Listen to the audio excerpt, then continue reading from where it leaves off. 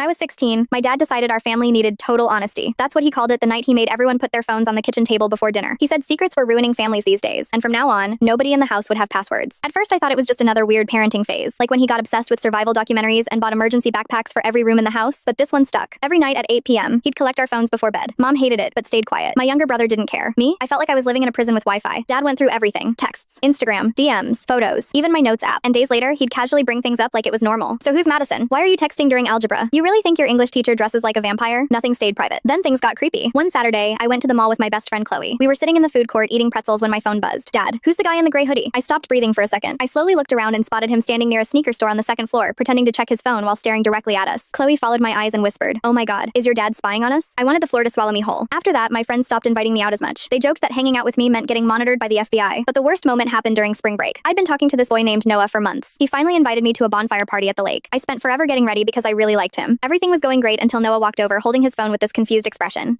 Did you mean to send me this?" My stomach dropped. It was a DM from my Instagram account. "Hey Noah, just making sure Emily stays away from alcohol tonight because she makes impulsive decisions when emotional. Thanks." I felt my face burn instantly. My dad had logged into my account pretending to be me. Noah looked uncomfortable. His friends were trying not to laugh. I wanted to disappear into the lake. I left the party almost crying. When I got home, Dad was sitting on the couch watching baseball like nothing happened. "You embarrassed me," I yelled. "I protected you," he said calmly. "No, you humiliated me." That turned into the biggest fight we'd ever had. Mom tried calming us down, but Dad kept insisting parents deserved access to everything, so I stopped arguing. Instead, I made a plan. The next week, I bought a cheap prepaid phone using money from babysitting. I didn't use it for anything crazy, mostly talking to friends without feeling watched, but I kept my real phone exactly where Dad expected every night. Then I started feeding him fake information, fake conversations, fake plans, fake drama. I texted Chloe about sneaking away to New York with some older college guys for a secret weekend trip. I searched bus tickets on purpose. I even wrote in my notes app, "Friday night, don't chicken out this time." Dad completely panicked. Friday morning, while I was sitting in chemistry class, the principal called me to the office. Dad was there looking furious and terrified at the same time. He told the school I was planning to run away with strangers. The principal had already searched my locker. Inside, a pink hoodie, 2 granola bars, and a half-finished geometry assignment. That was it. The principal looked irritated. I looked embarrassed. Dad looked absolutely ridiculous. The car ride home was silent. That night, Mom finally snapped. "You accused our daughter of running away because you're addicted to spying on her?" Dad tried defending himself, but Mom grabbed his laptop and opened the browser history. Every tab was about me, my location, my messages, my social media, hours of tracking logs. Mom just stared at him in disbelief. "This isn't parenting anymore," she said quietly. "This is obsession." For the first time ever, Dad didn't have an answer. A few weeks later, my parents started family counseling. The phone inspection stopped. The tracking apps disappeared. Then one night, Dad knocked softly on my bedroom door and handed me a sticky note with my Instagram password written on it. "I deleted it from my computer," he said. "It didn't magically fix everything, but honestly, that was the first time in a long time that I actually felt free."